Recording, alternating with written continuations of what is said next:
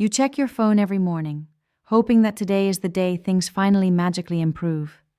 But deep down, you know that you are just wasting another day of your life, waiting for a train that isn't coming. I'm Amelia. We are going to talk about relationship purgatory, why you are trapped in it, and exactly how to break the chains. Let's be honest about where you are right now. You aren't happy, but you aren't quite miserable enough to leave. You are stuck in the gray zone. You aren't single, so you can't meet anyone else, but you don't feel chosen, cherished, or secure. You are living on maybe and someday. You analyze his text messages like a detective, looking for clues that he cares. You spend hours talking to your friends, asking, what did he mean by that? Are you constantly waiting for them to finally commit? For things to magically get better on their own? Are you analyzing every small sign of affection as proof that you should stay, and every moment of distance as proof that you should leave, stuck in an endless cycle of hope and despair? This state of limbo isn't just a phase. For many, it becomes a destination. It's an exhausting psychological trap that feeds on ambiguity, hope, and your deepest fears.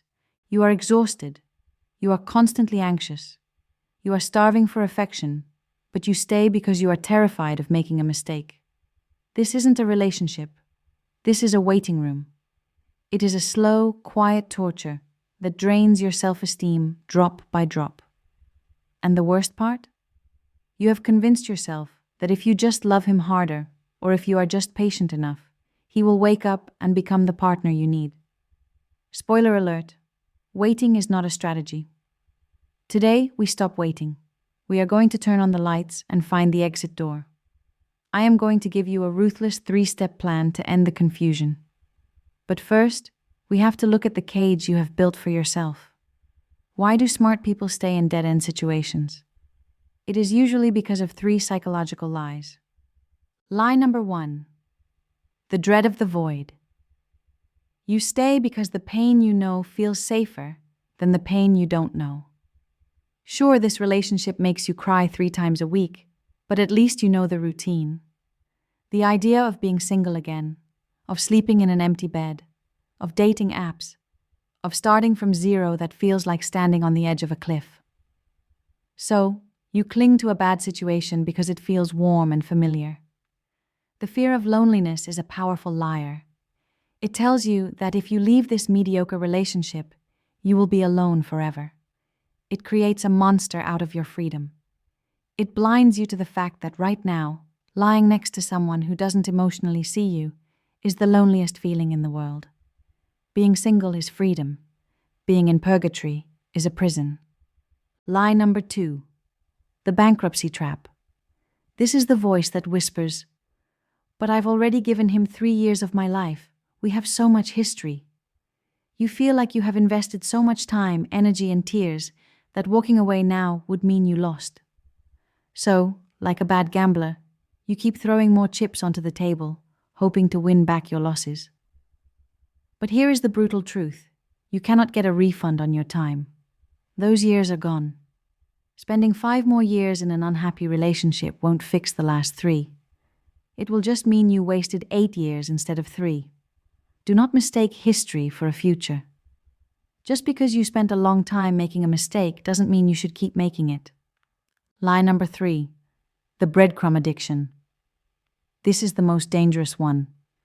Psychologists call it intermittent reinforcement.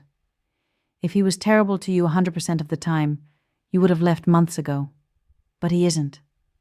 Sometimes he is amazing. He buys you flowers. He holds your hand. He texts you back instantly. These moments are the breadcrumbs. They are just enough to keep you from starving, but never enough to feed you. This works exactly like a slot machine in a casino. You pull the lever and lose, but then, ding, ding, ding, a small win. Your brain gets a hit of dopamine. You think, see, it's getting better. But it's not getting better. It's random. You become addicted to the highs, willing to endure weeks of lows just to get that one moment of connection again. You aren't in love. You are chemically hooked on the cycle. So, how do we break the addiction and find the truth? We need to stop using our hearts and start using our brains. We need a reality audit. Step 1. The reality audit. Stop listening to his words and stop listening to your hope. Look at the data. For the next 30 days, I want you to become a scientist of your own life. Every night, write down the answer to these 3 questions. Do not overthink it. Did I feel anxious or peaceful today because of him? Did I feel prioritized or like an option today? If this relationship stayed exactly like this for the next 10 years, would I be happy? You are looking for patterns. When you look back after a month and see 25 days of anxious, optional, unhappy, you can no longer lie to yourself. The data will scream the truth that your heart is trying to hide. Step 2. Establish your baseline.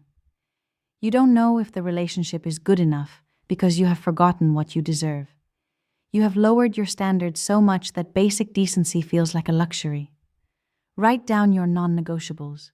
Not superficial things like, he must like jazz. I mean core needs. I need a partner who communicates every day.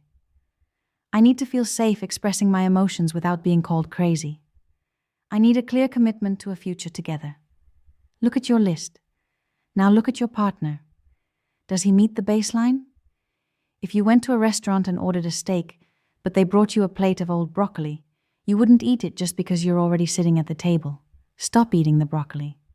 Step 3. The go conversation.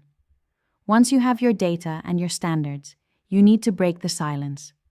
You are going to have a conversation, not a fight. You are going to ask for what you need, and his reaction will be your final answer.